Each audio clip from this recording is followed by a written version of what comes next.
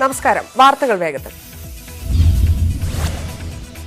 മദ്യവിൽപ്പനയിൽ കൂടുതൽ ഇളവുകൾ പ്രഖ്യാപിച്ച സർക്കാർ. വിൽപ്പന സമയം 7 മണി വരെ നീട്ടി. ഔട്ട്ലെറ്റിലെ ടോക്കണുകളുടെ എണ്ണം 400-ൽ നിന്ന് 600-ആയി വർദ്ധിപ്പിച്ചു.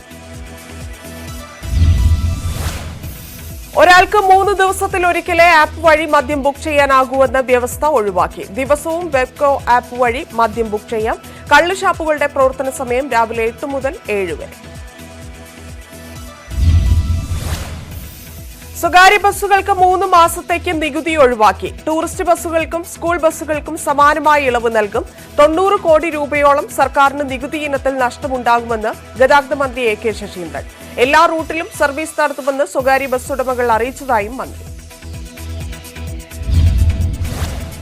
നികുതി ഒഴിവാക്കാനുള്ള തീരുമാനത്തെ സ്വാഗതം ചെയ്ത് ബസ് ഓപ്പറേറ്റേഴ്സ് അസോസിയേഷൻ. എന്നാൽ ഇതുകൊണ്ട് മാത്രം സ്വകാര്യ ബസ് ഉടമകളുടെ പ്രശ്നം തീരില്ല. ഡീസലിന്റെ സെയിൽ ടാക്സിൽ ഇളവ് നൽകണം. മറ്റാവശ്യങ്ങളും സർക്കാർ പരിഗണിക്കുമെന്ന് കരുതുന്നതായും ബസ് ഉടമ സംയുക്ത സമിതി ജനറൽ കൺവീനർ ടി ഗോപിനാഥ്. വയനാട്ടിൽ നിന്നുള്ള അന്തർ സംസ്ഥാന യാത്രാ നിയന്ത്രണം ഒഴിവാക്കി. ബാവുലി കുട്ട റോഡുകളിലൂടെയുള്ള യാത്രയ്ക്ക് ഇനി നിയന്ത്രണമില്ല. ജില്ലാ ദുരന്ത നിവാരണ അതോറിറ്റി യോഗത്തിന് പിന്നാലെ ഉത്തരവിട്ടത് വയനാട് കലക്ടർ. ദേശീയപാതയോരത്ത് മത്സ്യക്കച്ചവടം പാടില്ലെന്ന് സർക്കാർ. എല്ലാ ഗതാഗത ചട്ടങ്ങളും ലംഘിച്ചുകൊണ്ട് മത്സ്യവ്യാപാരം നടത്തുന്നത് സർക്കാരിന്റെ ശ്രദ്ധയിൽപ്പെട്ടിട്ടുണ്ട്. ഇത് 100-ലേറെ കേന്ദ്രങ്ങളിൽ ഗതാഗത തടസ്സമുണ്ടാക്കുന്നു. ഇത് അപകടത്തിന് കാരണമാകുമെന്ന് ചൂണ്ടിക്കാട്ടിയാണ് നടപടി. ഇടറോഡുകളുള്ള സ്ഥലങ്ങളിലേക്ക് മാറ്റി മത്സ്യവ്യാപാരം നടത്തണമെന്ന് മന്ത്രി ജി സുധാകരൻ. ദേശീയപാതയുടെ കാരേജ് വേക്ക് പുറത്ത് നിശ്ചിത അകലത്തിൽ പഴം പച്ചക്കറി വ്യാപാരങ്ങൾ നടത്തുന്നത് ഇത്തവണ ഒഴിവാക്കുന്നില്ല. ഓണക്കാലം കഴിഞ്ഞാൽ അവരും ഒഴിയണമെന്നും മന്ത്രി ജി സുധാകരൻ. കേന്ദ്രത്തെ നോക്കുകുത്തിയാക്കി വേറെയും UAE കോൺസുലേറ്റ് കരാർ. വടക്കാഞ്ചേരി ഫ്ളാറ്റിനു പുറമെ ആശുപത്രിക്കും സ്വകാര്യ കമ്പനിയുമായി കരാർ ഒപ്പിട്ടു. കരാർ കേന്ദ്ര വിദേശകാര്യ മന്ത്രാലയത്തിന്റെ അനുമതിയോ അറിവോ ഇല്ലാതെ. ഫ്ളാറ്റ് നിർമ്മാണത്തിനും ആശുപത്രി നിർമ്മാണത്തിനും കരാർ ഒപ്പിട്ടത് 2 കമ്പനികളുമായി. 2 കമ്പനികൾക്കുമുള്ളത് ഒരേ ഡയറക്ടർമാർ. കരാർ ഒപ്പിട്ട യൂണിടാക്കിന്റെ ഡയറക്ടർമാരായ സന്തോഷ് ഈപ്പനും സീമ സന്തോഷും ആശുപത്രിക്ക് കരാർ ഏറ്റെടുത്ത സെയിൻ വെഞ്ചേഴ്സിന്റെയും ഡയറക്ടർമാർ. കരാർ ഒപ്പിട്ടത് 2019 ജൂലൈ 31-ന്. ആശുപത്രി നിർമ്മാണത്തിന് കരാർ ഏറ്റെടുത്ത കമ്പനിക്ക് നിർമ്മാണ മേഖലയിൽ ഒരു മുൻപരിചയവുമില്ല.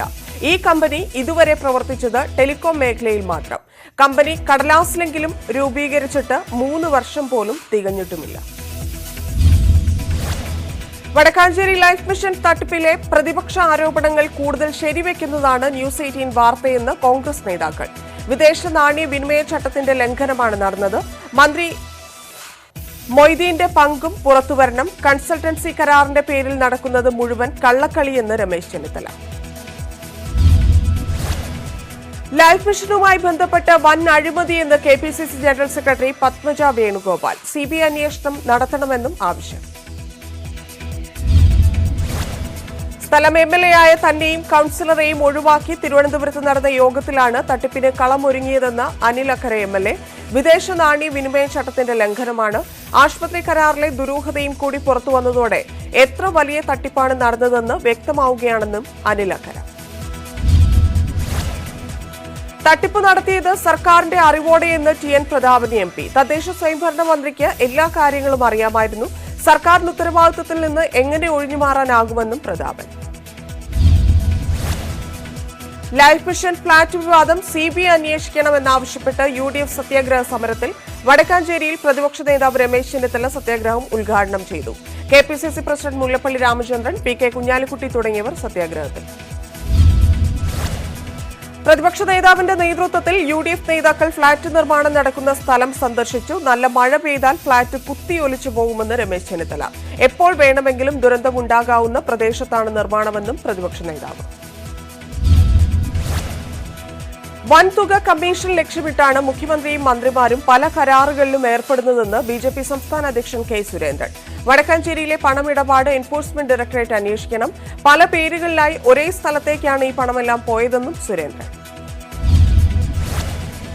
സ്വർണ്ണക്കടത്ത് കേസിൽ മുഖ്യമന്ത്രിയുടെ മുൻ IT ഫെലോ അരുൺ ബാലചന്ദ്രൻ ഇന്ന് ചോദ്യം ചെയ്യലിന് ഹാജരാകില്ല. വ്യക്തിപരമായ കാരണങ്ങളാൽ ചോദ്യം ചെയ്യലിന് ഹാജരാകാനാകില്ലെന്ന് അരുൺ ബാലചന്ദ്രൻ അറിയിച്ചു. അതേസമയം മാധ്യമപ്രവർത്തകൻ അനിൽ നമ്പ്യാരെ കസ്റ്റംസ് ഇപ്പോഴും ചോദ്യം ചെയ്യുകയാണ്. പ്രളയാനന്തര പുനർനിർമ്മാണത്തിന് റെഡ് ക്രസന്റിന്റെ സഹായം സ്വീകരിക്കാൻ കേന്ദ്രാനുമതി തേടിയില്ലെന്ന് ചീഫ് സെക്രട്ടറി. മറുപടി എൻഫോഴ്സ്മെന്റ് ഡയറക്ടറേറ്റിന് നോട്ടീസ് നൽകിയ മറുപടിയിൽ ഇതോടെ വിദേശ സംഘടനയുടെ പണം സ്വീകരിച്ചുള്ള വടക്കാഞ്ചേരി ലൈഫ് ഫ്ളാറ്റ് നിർമ്മാണം കേന്ദ്ര അനുമതിയോടെയല്ലെന്ന് വ്യക്തമായി. സ്വർണ്ണക്കടത്ത് അന്വേഷണത്തിൽ ബിജെപി സിപിഎം അന്തർധാര സംശയിക്കുന്നുവെന്ന് പി ടി തോമസ് എംഎൽഎ. ബിജെപിക്കെതിരെ മുഖ്യമന്ത്രി എവിടെയും സംസാരിച്ചു കാണുന്നില്ല. ഇത് ഉദ്ദിഷ്ട കാര്യത്തിന് ഉപകാരസ്മരണയാണെന്നും പി ടി തോമസ്. സെക്രട്ടേറിയറ്റിലെ തീപിടുത്തത്തിൽ ഇടപെട്ട് ഗവർണർ. തീപിടുത്തം വിശദമായി പരിശോധിക്കണമെന്ന് ഗവർണർ ആരിഫ് മുഹമ്മദ് ഖാൻ. ഇടപെടൽ പ്രതിപക്ഷ നേതാവിന്റെ പരാതി. സെക്രട്ടേറിയറ്റിലെ തീപിടുത്തത്തിന്റെ കാരണം തേടി അന്വേഷണ സംഘം തീപിടിച്ച GAD പൊളിറ്റിക്കൽ വിഭാഗത്തിൽ ഫയലുകളുടെ കണക്കെടുപ്പ് ഉദ്യോഗസ്ഥരിൽ നിന്ന് മൊഴിയെടുക്കും. തീപിടുത്തം അട്ടിമറി എന്നതിൽ സംശയമില്ലെന്ന് പ്രതിപക്ഷ നേതാവ് രമേശ് ചെന്നിത്തല. സ്വർണ്ണക്കടത്തുമായി ബന്ധപ്പെട്ട ഫയലുകൾ ഇല്ലാതാക്കാൻ തന്നെയാണ് ശ്രമിച്ചത്. ഇതു സംബന്ധിച്ച് ദേശീയ അന്വേഷണ ഏജൻസി തന്നെ അന്വേഷിക്കണമെന്നും പ്രതിപക്ഷ നേതാവ്. ജനപ്രതിനിധികളെ തടഞ്ഞുകൊണ്ടാണ് സെക്രട്ടേറിയറ്റിന് മുന്നിൽ സംഘർഷമുണ്ടായതെന്ന് പ്രതിപക്ഷ നേതാവ്. പോലീസാണ് കുഴപ്പങ്ങൾ സൃഷ്ടിച്ചത്. ചീഫ് സെക്രട്ടറി ചീഫ് സെക്യൂരിറ്റി ഓഫീസറാണോ എന്ന് വ്യക്തമാക്കണമെന്നും ചെന്നിത്തല. തീപിടുത്തം അട്ടിമറിയാണെന്ന പ്രതിപക്ഷ ആരോപണത്തിനെതിരെ മന്ത്രി കടകംപള്ളി സുരേന്ദ്രൻ. ഇലക്ട്രിക്കൽ വർക്കിലെ കാലപ്പഴക്കം കൊണ്ട് സ്വാഭാവികമായി സംഭവിച്ചതാണ് അഗ്നിബാധ. വിലപ്പെട്ട ഒരു രേഖയും നശിച്ചിട്ടില്ലെന്നും മന്ത്രി. രണ്ട് തലത്തിലുള്ള അന്വേഷണത്തിന് സർക്കാർ നിർദ്ദേശം നൽകി കഴിഞ്ഞുവെന്നും മന്ത്രി കടകംപള്ളി സുരേന്ദ്രൻ. എല്ലാം അറിഞ്ഞിട്ടും അട്ടിമറിയാണെന്ന നെറികെട്ട ആരോപണമാണ് പ്രതിപക്ഷ നേതാവ് ഉന്നയിക്കുന്നതെന്നും മന്ത്രി. സെക്രട്ടേറിയറ്റിലുണ്ടായത് സാധാരണ തീപിടുത്തം മാത്രമെന്ന് പൊതുമരാമത്ത് മന്ത്രി ജി സുധാകരൻ. ഫാനിൽ നിന്നാണ് തീപിടുത്തമെന്നാണ് PWDയുടെ പ്രാഥമിക റിപ്പോർട്ട്. സെക്രട്ടേറിയറ്റിൽ 2005-ലും തീപിടുത്തമുണ്ടായിട്ടുണ്ട്. രേഖകൾ നശിപ്പിക്കാനെന്ന പ്രതിപക്ഷ ആരോപണം അടിസ്ഥാനരഹിതമെന്നും ജി സുധാകരൻ. അട്ടിമറിയില്ലെന്ന് എങ്ങനെ ഒരു മന്ത്രിക്ക് പറയാൻ കഴിയുമെന്ന് BJP സംസ്ഥാന അധ്യക്ഷൻ കെ സുരേന്ദ്രൻ. സെക്രട്ടേറിയറ്റിൽ സർക്കാർ നടത്തിയത് തീവെപ്പാണ്. അട്ടിമറിയില്ലെങ്കിൽ പിന്നെ എന്തിനാണ് അന്വേഷണമെന്നും സുരേന്ദ്രൻ. സർക്കാരിനെ രക്ഷിച്ചെടുക്കാനുള്ള അന്വേഷണമാണ് നടക്കുന്നതെന്ന് കെ സുരേന്ദ്രൻ. അന്വേഷണ സംഘം നിഗമനത്തിലെത്തും മുമ്പ് 4 മന്ത്രിമാർ തീപിടുത്ത കാരണം പരസ്യമായി പ്രഖ്യാപിച്ചു. തീപിടിച്ച ദിവസം ചീഫ് സെക്രട്ടറി നടത്തിയ നീക്കങ്ങൾ അന്വേഷണം മൂടിവെക്കാനായിരുന്നുവെന്നും സുരേന്ദ്രൻ. UAE കോൺസുലേറ്റുമായുള്ള ഫയലുകൾ ആരോ എടുത്തുകൊണ്ടുപോയെന്ന് പ്രതിപക്ഷ നേതാവ് രമേശ് ചെന്നിത്തല. ലാവ്ലിൻ കേസ് സമയത്ത് കാണാതായ ഫയൽ പിന്നീട് കണ്ടിട്ടില്ല. സ്വർണ്ണക്കടത്ത് കേസിനെ അട്ടിമറിക്കാൻ ആസൂത്രിതമായ ക്രിമിനൽ ഗൂഢാലോചനയാണ് തീപിടുത്തമെന്നും ചെന്നിത്തല. അന്വേഷണ റിപ്പോർട്ട് പുറത്തുവരുന്നതിന് മുൻപ് പൊതുമരാമത്ത് വകുപ്പ് റിപ്പോർട്ട് വന്നത് എങ്ങനെയെന്ന് കെ മുരളീധരൻ MP. സ്ഥലം MLA പോലും കടത്തിവിട്ടില്ല. കോവിഡ് മാറരുതെന്ന് ആഗ്രഹിക്കുന്ന ഒരേയൊരു വ്യക്തി പിണറായി വിജയനാണെന്നും മുരളീധരൻ. മുഖ്യമന്ത്രിയുടെ രാജി ആവശ്യപ്പെട്ട് കൊല്ലത്ത് യുവമോർച്ച നടത്തിയ മാർച്ചിൽ സംഘർഷം. താലൂക്ക് ഓഫീസിലേക്ക് കടക്കാൻ ശ്രമിച്ച പ്രവർത്തകർക്ക് നേരെ പോലീസ് ജലപീരങ്കി പ്രയോഗിച്ചു. മുഖ്യമന്ത്രിയുടെ രാജി ആവശ്യപ്പെട്ട് കൊച്ചിയിൽ യുവമോർച്ച പ്രതിഷേധം. പ്രവർത്തകരെ പോലീസ് അറസ്റ്റ് ചെയ്തു നീക്കി. മാധ്യമപ്രവർത്തകരെ കയ്യേറ്റം ചെയ്യാൻ ശ്രമിച്ച അഡീഷണൽ പ്രോട്ടോകോൾ ഓഫീസർ രാജീവിനെതിരെ ഇനിയും നടപടിയില്ല. രാജീവൻ മോശം പെരുമാറ്റത്തിന് നേരത്തെയും നടപടി നേരിട്ടയാൾ. കോടിയേരി ആഭ്യന്തരമന്ത്രിയായിരിക്കെ രാജീവന്റെ സ്റ്റാഫിൽ ഉൾപ്പെടുത്തിയിരുന്നെങ്കിലും പിന്നീട് ഒഴിവാക്കിയിരുന്നു. നടപടിയെടുത്തത് പാർട്ടി നേതാക്കളുടെ പരാതി. അഡീഷണൽ പ്രോട്ടോകോൾ ഓഫീസർ രാജീവന് പാർട്ടിയിൽ ഉന്നത ബന്ധം. പ്രോട്ടോകോൾ വിഭാഗത്തിലെത്തിയത് ഉന്നത ബന്ധത്തിന്റെ പേരിൽ. ജീവനക്കാർക്കിടയിലും രാജീവൻ അനഭിമതൻ. പ്രോട്ടോകോൾ വിഭാഗത്തിൽ മാറ്റണമെന്ന നിർദ്ദേശം മറികടന്നത് ഉന്നത സ്വാധീനത്തിൽ. പ്രതിപക്ഷം ചോദിക്കുന്നതിനൊന്നിനും മുഖ്യമന്ത്രിക്ക് മറുപടിയില്ലെന്ന് പ്രതിപക്ഷ നേതാവ് രമേശ് ചെന്നിത്തല. 3.25 മണിക്കൂർ ആരോ എഴുതിക്കൊടുത്ത വാരോല നോക്കി വായിക്കുകയായിരുന്നു പിണറായി. ബജറ്റ് പ്രസംഗത്തിലോ നയപ്രഖ്യാപനത്തിലോ പറഞ്ഞ കാര്യങ്ങൾ നോക്കി വായിക്കുകയായിരുന്നുവെന്നും ചെന്നിത്തല. സ്പീക്കർക്കും പ്രതിപക്ഷ നേതാവിന്റെ വിമർശനം. എല്ലാ ജനാധിപത്യ മര്യാദകളെയും പിച്ചു ചീന്തിക്കൊണ്ടാണ് സ്പീക്കർ പ്രവർത്തിച്ചത്. പിണറായിയെ കണ്ടാൽ മുട്ടിടിക്കുന്നയാളാണ് സ്പീക്കറെന്നും ചെന്നിത്തല. സ്വർണ്ണക്കടത്ത് കേസിൽ മാധ്യമപ്രവർത്തകൻ അനിൽ നമ്പ്യാരെ കസ്റ്റംസ് ചോദ്യം ചെയ്തു. വൈകിട്ട് 3:30 ചോദ്യം ചെയ്യൽ പൂർത്തിയാക്കി അദ്ദേഹത്തെ വിട്ടയച്ചത്. അതേസമയം മുഖ്യമന്ത്രിയുടെ മുൻ IT ഫെലോ അരുൺ ബാലചന്ദ്രൻ ഇന്ന് ചോദ്യം ചെയ്യലിന് ഹാജരാകില്ല. വ്യക്തിപരമായ കാരണങ്ങളാൽ ചോദ്യം ചെയ്യലിന് ഹാജരാകാനാകില്ലെന്ന് അരുൺ ബാലചന്ദ്രൻ അറിയിച്ചു. N. ശ്രീനാഥ് ചേരുന്നു. ശ്രീനാഥ്, അനിൽ നമ്പ്യാരെ ചോദ്യം ചെയ്തു കഴിഞ്ഞോ? വിവരങ്ങൾ എന്തൊക്കെയാണ്? അനിൽ നമ്പ്യാരെ 5 മണിക്കൂർ ചോദ്യം ചെയ്ത് അല്പസമയം മുമ്പ് വിട്ടയച്ചിരിക്കുന്നു. അനിൽ നമ്പ്യാരിൽ നിന്ന് 2-3 കാര്യങ്ങളാണ് കസ്റ്റംസ് പ്രധാനമായും ചോദിച്ചറിഞ്ഞത്. അതായത് സ്വർണ്ണക്കടത്ത് വാർത്ത പുറത്തു വരുന്നത് ജൂലൈ 5 വൈകുന്നേരമാണ്. അതിനു മുമ്പ് സ്വപ്ന സുരേഷിനെ വിളിച്ചിരുന്നു. എന്തുകൊണ്ടാണ് ഇത്തരത്തിലൊരു കോൾ പോയത് എന്നുള്ളതാണ് അനിൽ നമ്പ്യാരോട് പ്രധാനമായും ചോദിച്ചറിഞ്ഞത്. മറ്റ് പ്രധാനപ്പെട്ട കാര്യം, സ്വപ്ന സുരേഷിനെ ചില ഉപദേശങ്ങൾ നൽകി എന്ന സ്വപ്നയുടെ മൊഴികളിലുണ്ടായിരുന്നു. ഈ മൊഴിയുടെ അടിസ്ഥാനത്തിലുള്ള ചില ചോദ്യങ്ങളും അനിൽ നമ്പ്യാരോട് നടത്തി. പക്ഷെ ഇതൊന്നും തന്റെ അറിവോടുകൂടിയല്ല, താൻ അത്തരത്തിൽ ഒരു ഉപദേശവും അവർക്ക് നൽകിയിട്ടില്ല എന്നുള്ളതാണ് അനിൽ നമ്പ്യാർ ഇപ്പോൾ കസ്റ്റംസിനെ മൊഴി നൽകിയിരിക്കുന്നത്. ഏതായാലും 5 മണിക്കൂർ ചോദ്യം ചെയ്ത ശേഷം അനിൽ നമ്പ്യാരെ അല്പസമയം മുമ്പ് വിട്ടയച്ചു. ശരി, നന്ദി ശ്രീനാഥ് വിവരങ്ങൾക്ക്. നേതൃമാറ്റം ആവശ്യപ്പെട്ട പാർട്ടി നേതാക്കൾ സോണിയാഗാന്ധിക്ക് സംയുക്ത കത്തെഴുതിയത് അനാവശ്യമെന്ന് കെ മുരളീധരൻ. പാർട്ടി നശിക്കണമെന്ന് ആഗ്രഹിക്കുന്നവർക്ക് വടി നൽകാൻ പാടില്ലായിരുന്നു. സോണിയാഗാന്ധിയുടെ നേതൃത്വത്തിൽ പാർട്ടി നീങ്ങണമെന്ന് കേരളത്തിലെ 13 കോൺഗ്രസ് MPമാർ ആവശ്യപ്പെട്ടതായും മുരളീധരൻ. ശശി തരൂരിനെ കെ മുരളീധരന്റെ പരോക്ഷ വിമർശനം. പാർട്ടിക്ക് വിധേയപ്പെട്ട് പ്രവർത്തിക്കുന്നുണ്ടോ എന്ന് അഖിലേന്ത്യാ നേതൃത്വം പരിശോധിക്കണം. ഞങ്ങൾ സാധാരണ പൌരന്മാരാണ്, വിശ്വപൌരനല്ലെന്നും മുരളീധരൻ. സംസ്ഥാനത്ത് കോവിഡ് ചികിത്സയിലിരുന്ന 4 പേർ കൂടി മരിച്ച ഒരാൾ മലപ്പുറം രണ്ടത്താണി സ്വദേശി മൂസ, 72 വയസ്സായിരുന്നു. കോഴിക്കോട് തളിക്കുളങ്ങര സ്വദേശി ആലിക്കോയയും മരിച്ചു, 65 വയസ്സായിരുന്നു. കോവിഡ് ചികിത്സയിലിരിക്കെ ഒരു മലപ്പുറം സ്വദേശി കൂടി മരിച്ചത് മലപ്പുറം കോഡൂർ സ്വദേശി കോയക്കുട്ടി വൃക്കരോഗത്തിന് ചികിത്സയിലായിരുന്നു.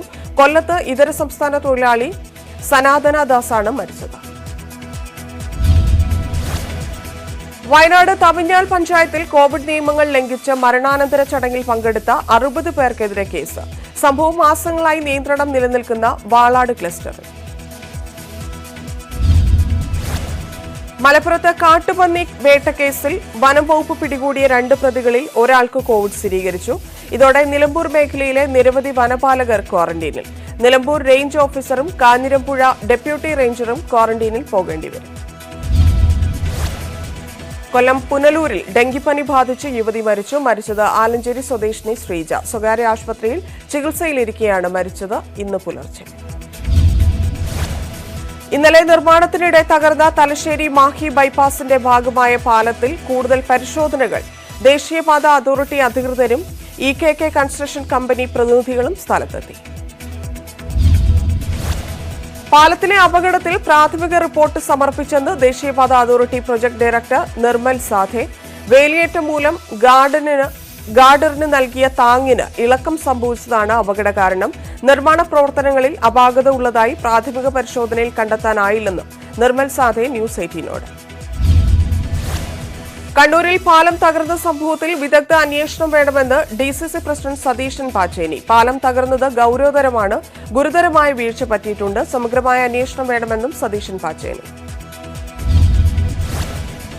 പാലത്തിന്റെ ബീം തകർന്ന സംഭവം ഗുണനിലവാര തകർച്ചയാണ് സൂചിപ്പിക്കുന്നതെന്ന് BJP. കേന്ദ്ര ഗതാഗത ഉപരിതല വകുപ്പിന് പരാതി നൽകും. പണം തട്ടിയിട്ടുണ്ടോ എന്ന് അന്വേഷിക്കണം. ഉന്നതതല അന്വേഷണം വേണമെന്ന് പാർട്ടി സംസ്ഥാന സെക്രട്ടറി KP പ്രകാശ് ബാബു.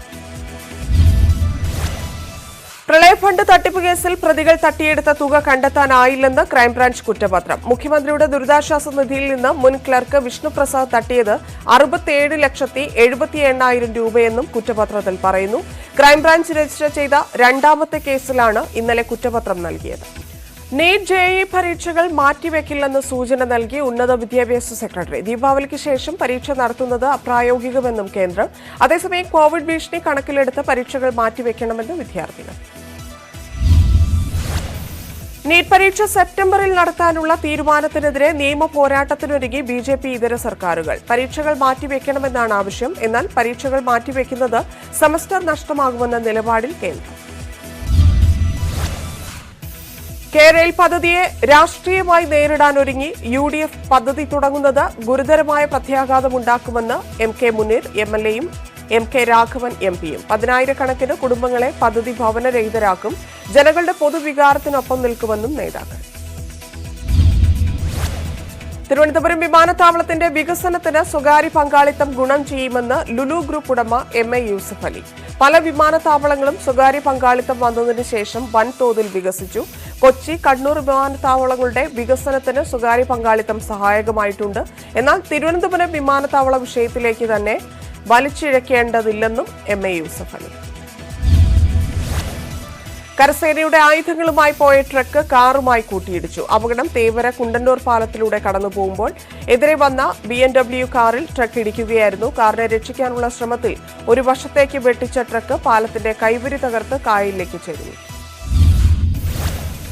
കരസേന, നാവികസേന, പോലീസ്, ഫയർഫോഴ്സ് ഉദ്യോഗസ്ഥരെത്തി ആയുധങ്ങൾ സുരക്ഷിത സ്ഥാനത്തേക്ക് മാറ്റി പിന്നീട് വാഹനം നീക്കം ചെയ്തു. സംഭവത്തിൽ ഗുരുതരമായി പരിക്കേറ്റ കാർ ഡ്രൈവർ ആശുപത്രിയിൽ.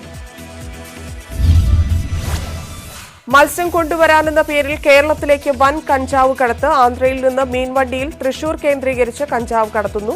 പിന്നിൽ പഴയ കൊട്ടേഷൻ സംഘങ്ങളും കുഴൽപ്പണ മാഫിയയും. എക്സൈസിന് സംശയമുണ്ടാകാൻ കാരണം കുറഞ്ഞ വിലയ്ക്കുള്ള മത്സ്യവിൽപ്പന. കഞ്ചാവ് ലക്ഷ്യസ്ഥാനത്ത് ഇറക്കിയ ശേഷം മീൻ ചെറുകിട കച്ചവടക്കാർക്ക് നൽകുന്നത് തുച്ഛമായ വിലയ്ക്ക്.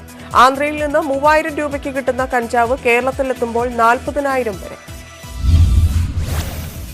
ഇടുക്കിയിൽ സർക്കാർ ഭൂമിയിൽ പ്രവർത്തിച്ചിരുന്ന പാറപടകളിൽ നിന്ന് ക്വാറി മാഫിയ അനുമതിയില്ലാതെ പൊട്ടിച്ചു കടത്തിയത് ടൺ കണക്കിന് പാറ. പിഴയിനത്തിൽ സർക്കാരിന് ലഭിക്കാനുള്ളത് കോടികൾ. അനധികൃത പാറ ഖനനം കണ്ടെത്തി സബ് കളക്ടർ സർക്കാരിന് റിപ്പോർട്ട് നൽകിയിട്ടും പിഴയടച്ചത് ഒരാൾ മാത്രം. കൊല്ലം കുളത്തൂപ്പുഴയിൽ ഉരുൾപൊട്ടൽ. ശംഖിലി വനമേഖലയിലാണ് ഉരുൾപൊട്ടൽ ഉണ്ടായതെന്നാണ് സൂചന. കല്ലടയാറ്റിലെ ജലനിരപ്പ് ക്രമാതീതമായി ഉയർന്നു. മലവെള്ളപ്പാച്ചിലിൽ മൃഗങ്ങളും വലിയ മരങ്ങളും ഒഴുകി വന്നുവെന്ന് നാട്ടുകാർ.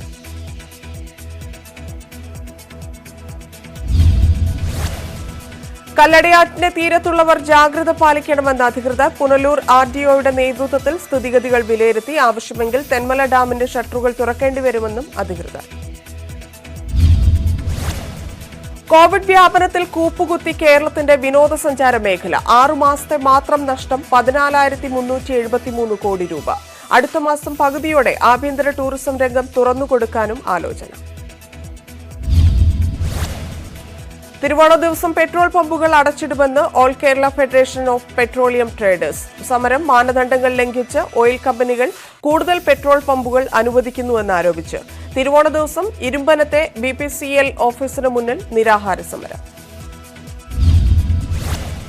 പേരാമ്പ്ര സംഘർഷത്തിൽ SCയെ ഭീഷണിപ്പെടുത്തിയതിന് CPM ലോക്കൽ സെക്രട്ടറിക്കെതിരെ case. Perambra local secretary BK പ്രമോദിനെതിരെയാണ് കേസെടുത്തത്. പോലീസിനെ ഭീഷണിപ്പെടുത്തി, കൃത്യനിർവഹണം തടസ്സപ്പെടുത്തി എന്നീ വകുപ്പുകൾ ഉൾപ്പെടുത്തിയാണ് കേസ്. കാസർഗോഡ് മഞ്ചേശ്വരത്ത് യുവാവ് കുത്തേറ്റു മരിച്ചു. മിയാപദവ് സ്വദേശി തൃപാകരയാണ് മരിച്ചത്. കഞ്ചാവ് ലഹരിയിൽ നടന്ന സംഘർഷത്തിനിടെയായിരുന്നു കൊലപാതകം. മഞ്ചേശ്വരം പോലീസ് കേസെടുത്ത് അന്വേഷണം ആരംഭിച്ചു. കണ്ണൂരിൽ കഞ്ചാവ് വേട്ട. തലശ്ശേരിയിൽ മീൻവണ്ടിയിൽ കടത്തുകയായിരുന്ന 4.5 കിലോ കഞ്ചാവാണ് പിടിച്ചെടുത്തത്. സംഭവത്തിൽ ഒരാൾ അറസ്റ്റിൽ. ഇയാൾക്കൊപ്പം ഉണ്ടായിരുന്ന മറ്റൊരു പ്രതി പുഴയിൽ ചാടി രക്ഷപ്പെട്ടു. ലോകത്ത് കോവിഡ് ബാധിതർ 2,43,00,000 മരണം 8,29,000 കടന്നു. 2.25 ലക്ഷത്തോളം പേർക്കാണ് ഇന്നലെ മാത്രം വൈറസ് ബാധ സ്ഥിരീകരിച്ചത്. 24 മണിക്കൂറിനിടെ 6,000-ലേറെയാണ് മരണം.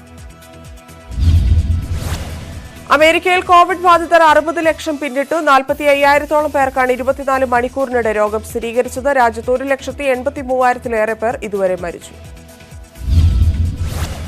ബ്രസീലിൽ രോഗബാധിതർ 37 ലക്ഷം കടന്നു. 47,000-ലേറെ പേർക്ക് ഇന്നലെ രോഗം സ്ഥിരീകരിച്ചു. രാജ്യത്ത് ഇതുവരെ 1,17,000-ലേറെ പേരാണ് കോവിഡ് ബാധിച്ച് മരിച്ചത്. ദക്ഷിണാഫ്രിക്ക, പെറു, കൊളംബിയ, മെക്സിക്കോ തുടങ്ങിയ രാജ്യങ്ങളിൽ സ്ഥിതി അതീവ ഗുരുതരം. ഇരു രാജ്യങ്ങളിലും 6 ലക്ഷത്തിലേറെയാണ് രോഗബാധിതർ. കൊളംബിയയിലെയും മെക്സിക്കോയിലെയും രോഗബാധിതരുടെ എണ്ണം 6 ലക്ഷത്തിലേക്ക്. യൂറോപ്യൻ രാജ്യങ്ങളിൽ രോഗബാധിതരുടെ എണ്ണത്തിൽ വീണ്ടും വർധന. ഫ്രാൻസിൽ 5000-ലേറെയും സ്പെയിനിൽ 4000-നടുത്തും പുതിയ കേസുകൾ റിപ്പോർട്ട് ചെയ്തു. മറ്റ് രാജ്യങ്ങളിലെല്ലാം രോഗബാധിതരുടെ ദിനംപ്രതിയുള്ള എണ്ണം 1000 കടന്നു. റഷ്യയിൽ ആകെ രോഗബാധിതർ 9,70,000 പിന്നിട്ടു. ദക്ഷിണ കൊറിയയിൽ കഴിഞ്ഞ ദിവസം റിപ്പോർട്ട് ചെയ്തത് 400-ലേറെ കോവിഡ് കേസുകൾ. ഇതിന് മുൻപ് മാർച്ചിലാണ് രാജ്യത്ത് ഇത്രയുമേറെ കോവിഡ് കേസുകൾ റിപ്പോർട്ട് ചെയ്തത്. ക്ലസ്റ്റർ വ്യാപനം വഴിയാണ് രാജ്യത്ത് പുതിയ രോഗബാധിതരുടെ എണ്ണം ഉയരുന്നത്. രണ്ടാമത്തെ കോവിഡ് വാക്സിൻ അംഗീകാരം നൽകാൻ ഒരുങ്ങി റഷ്യ. പരീക്ഷണം അവസാന ഘട്ടത്തിൽ. അടുത്ത മാസത്തോടെ പരീക്ഷണം പൂർത്തിയാക്കുമെന്ന് റഷ്യൻ വെക്ടർ വൈറോളജി ഇൻസ്റ്റിറ്റ്യൂട്ട്. നീക്കം ലോകാരോഗ്യ സംഘടനയുടെ അതൃപ്തി നിലനിൽക്കെ. ഇന്ത്യയിൽ കോവിഡ് ബാധിച്ച് മരണം 60,000 കടന്നു. 24 മണിക്കൂറിനിടെ 1023 മരണം. ആകെ മരണം 60,472 3/4 ലക്ഷത്തിലധികം പേർക്ക് പുതുതായി രോഗം സ്ഥിരീകരിച്ചു. ഇതോടെ ആകെ രോഗികളുടെ എണ്ണം 33 ലക്ഷം കടന്നു. പ്രതിദിന രോഗികളുടെ എണ്ണത്തിൽ ഇന്ത്യ ഇപ്പോൾ 2ാം സ്ഥാനത്താണ്. ഏറ്റവും അധികം കോവിഡ് രോഗികൾ അമേരിക്കയിലാണ്. മഹാരാഷ്ട്രയടക്കം സംസ്ഥാനങ്ങളിൽ രോഗികളുടെ എണ്ണം ഉയരുന്നു. മഹാരാഷ്ട്രയിൽ പുതുതായി 14,000-ലധികം പേർക്ക് രോഗം. ആന്ധ്രയിൽ 10,830 പേർക്കും പുതുതായി കോവിഡ് സ്ഥിരീകരിച്ചു. പഞ്ചാബിൽ 23 MLA-മാർക്ക് കോവിഡ്. സാമാജികർക്ക് കോവിഡ് സ്ഥിരീകരിച്ചത് നിയമസഭാ സമ്മേളനം ആരംഭിക്കാൻ 2 ദിവസം മാത്രം ശേഷിക്കെ. കോവിഡ് വ്യാപനം ഇത്രത്തോളം ശക്തമായിരിക്കെ JEE നീറ്റ് പരീക്ഷകൾ നടത്താൻ കഴിയില്ലെന്ന് മുഖ്യമന്ത്രി ക്യാപ്റ്റൻ അമരീന്ദർ സിംഗ്. അസം മുൻ മുഖ്യമന്ത്രി തരുൺ ഗൊഗോയ്ക്ക് കോവിഡ്. രോഗം സ്ഥിരീകരിച്ച ഗൊഗോയ് ഗുവാഹത്തി മെഡിക്കൽ കോളേജിൽ ചികിത്സയിലാണ്. താനുമായി സമ്പർക്കത്തിലായവർ നിരീക്ഷണത്തിൽ പോകണമെന്ന് ഗൊഗോയുടെ ട്വീറ്റ്. തമാശകളുമായി മലയാളത്തിൽ നിന്ന് മറ്റൊരു സീരീസ് കൂടി. ദുഷ്ടൻ സീരീസ് ബി ഫ്രൈ പ്രൊഡക്ഷൻസിന്റെ ബാനറിൽ ജോസഫ്